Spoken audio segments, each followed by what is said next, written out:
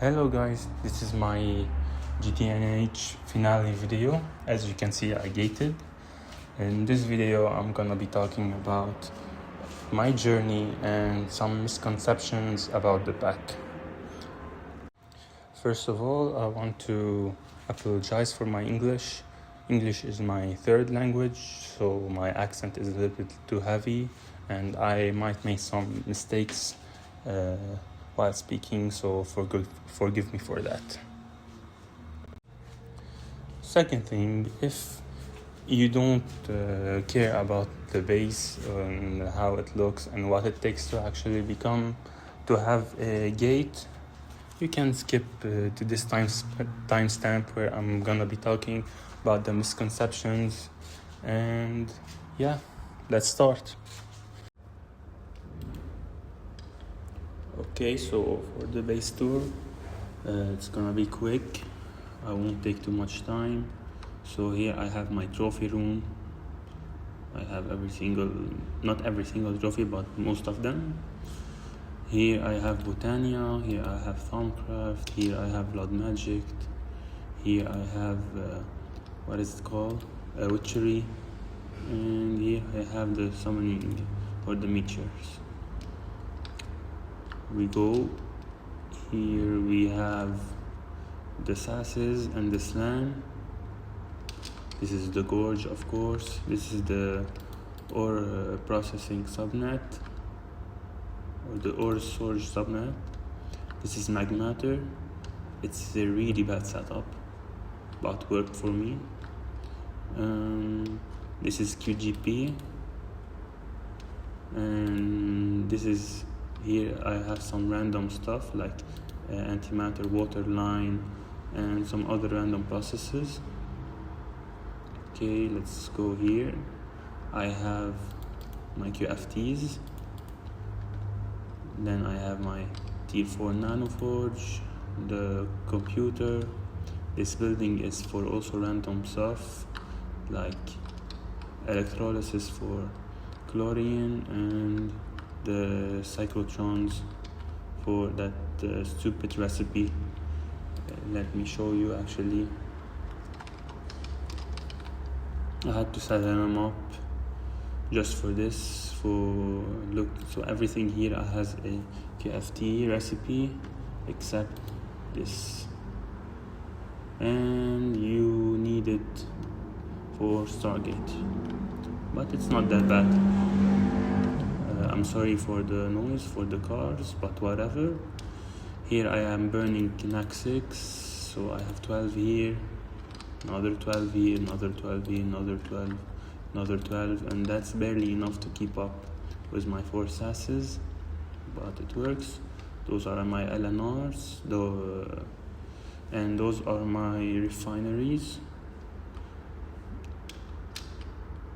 This is AE2 storage and my CPUs, my Eye of Harmonies.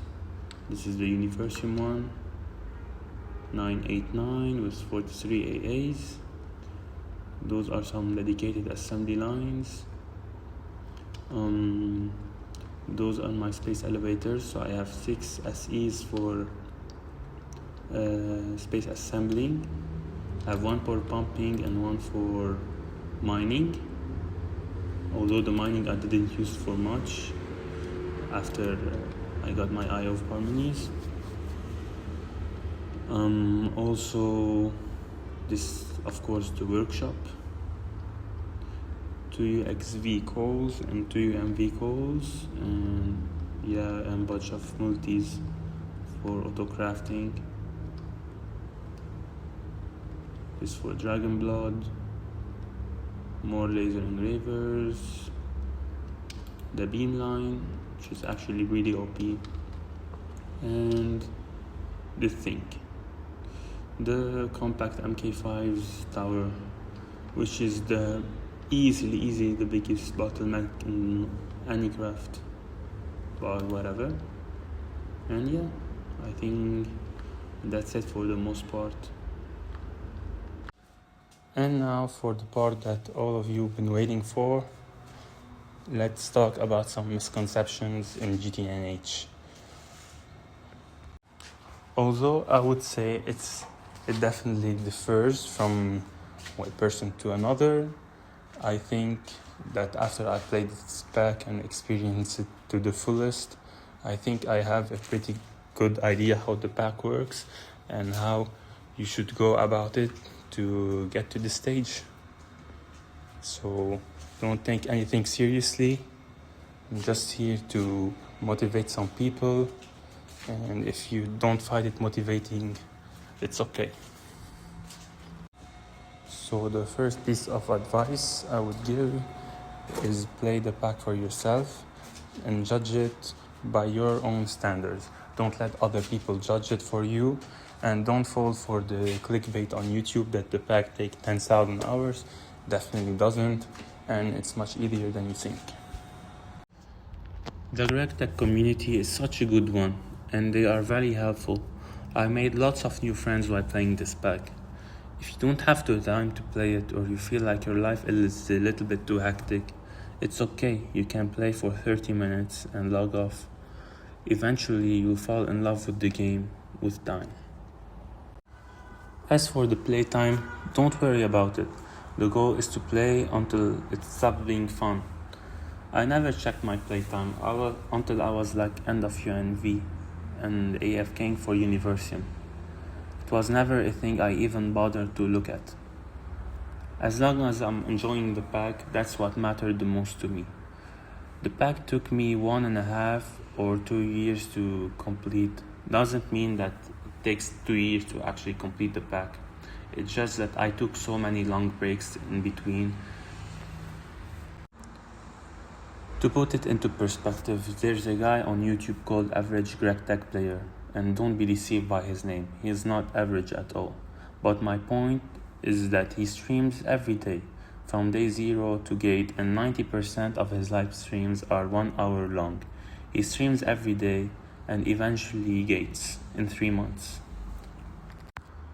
But yeah, back to the point I was making earlier. Just play the pack and remove that blockade you may have in your head that says, oh no, the pack is too long or the pack is too hard. No, it's not, and it's easier than you think.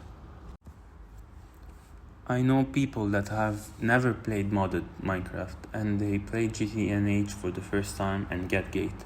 The myth that you need to play Nomi or any of these other packs is a complete lie. Gtnh has an internal guide added now in 2.9 and a very well written quest book that tells you everything. Don't be afraid to download the pack and start playing it, or come back to it. I would like to give an honorable mention to some awesome people that kept me sane through my experience. The GOAT Punchizzle. Bro, you cut my slack so many times and it's not even funny. Of course, Erpol, great humor, great guy, helped me a ton as well, emotionally, more than in-game stuff really. And of course, I can't forget about Mattis. He's way too good for everything early game stuff. He knows probably everything there is to know about Gtnh early game. You can find all these guys in the threefold Discord. I'll leave a link to it in the description. Join it, it's an awesome server and they are very helpful and very great guys to hang out with. As for the guys in the Gtnh Discord, the staff team is always there to help and support. A special mention to Arcadia, Dimorius, Azusfen, and Leo HD. Y'all are great and very helpful people. I can't thank you enough. Also, I would like to give an honorable mention to the guys on YouTube, especially Touj, which is known as Hamcorp on YouTube, Threefold, and Shadow Wolf. You guys gave me so much inspiration to continue playing this pack, and your videos were so helpful to me. Touj, I basically stole every setup you have, except for Waterline. I stole that from Shadow Wolf. And 3, of course, the main inspiration to start playing this pack in the first place. I stole your ore processing logic back in IV, and it held up very well until UHV. Honestly, a really good setup. Go watch the video. He's a really smart guy. I would also like to give one more advice, and it is to set yourself a short-term goal for each time you log on. For example, 1 goal per session is 2 way to go, and if you can do more, then it's even better. Medium-term goals are also very helpful to set an idea of the general direction you are going. Also, another small point I would like to address is choosing one version to play on and try to gate on. The game receives lots of updates and changes, so you don't want one of your crucial setups to not work and your base stops working and you are knocked back into the Stone Age. So check your crucial setups like power or whatever it is, and check if they are not affected by the update, and if they are, make a plan to avoid disaster. That's it. And one more small point I would like to address is that you need a server or to pay for a host to play this pack. I did it without a server. I just loaded up Gtnh, played single player until I gated. Never really needed a server, but occasionally I do leave my PC on for the night or whenever I'm crafting a big craft. But yeah, also a server definitely helps. I would like to give my opinion real quick on the pack. I think it's a very, very well made pack. Actually the best pack in Minecraft. There's nothing that actually comes close to it. It's really good. I enjoyed it a lot. Although the part that I really enjoyed, or the energy tier that I really enjoyed, was UHV. UHV is such a good tier because I always compare it to IV, but at IV, like, you're broke, you don't have a lot of infra, and you're poor basically on all the materials. UHV is like you're very rich, you have your space elevator, you have very good overpowered multi-blocks, and you're playing the game just for the fun of it, and there's no actual suffering. Although I would say Radox line is pretty terrible, or the ratios of it are pretty terrible. I would also like to clear one last misconception, and it is that you need to AFK a lot. No, you don't. There's always more infra to be done. There's always another thing to be done. Your UFKing is a choice of, and I think it's laziness, to be honest, until you are maybe waiting for Universium, because you need Universium to upgrade more infrastructure. But before that point, I think there's no need to AFK, and you can always be doing more building or maybe upgrading infrastructure. There's no really downtime in Gtnh until Universium. And I think by that point, you are so close to gate that you don't care anymore about AFKing for maybe 1 or 2 days to get enough Universium. But yeah, that's my stand on it, and I don't think I'll change it.